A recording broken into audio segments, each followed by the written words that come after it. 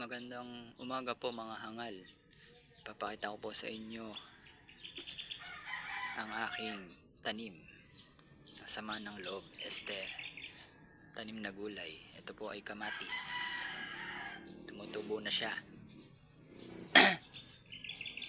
At meron po tayong mga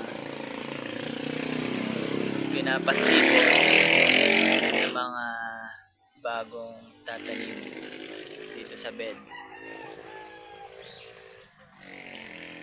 Meron pong sitaw,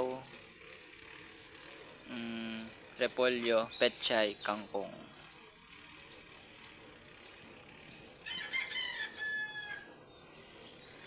Ayan, tapos ito po ay vermicast.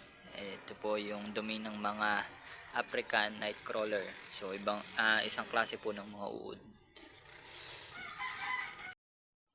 Tapos po meron akong alagang asola.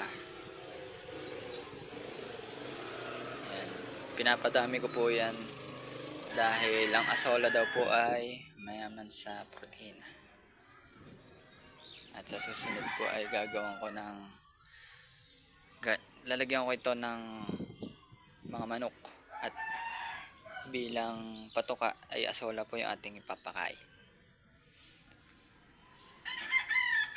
So bali yan lang muna ang ating unang video. Ang goal po natin ay palaguin nito. At saka pala, papakita ko sa inyo to. Meron na pala akong malunggay. Ayan, meron na siyang sibol. Ayan, tinanim ko lang, hiningi ko lang sa kakilala ko.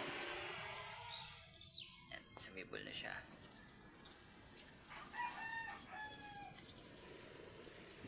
Bali ang goal natin ay maging fertile lahat itong area na to. Ito pa nga pala.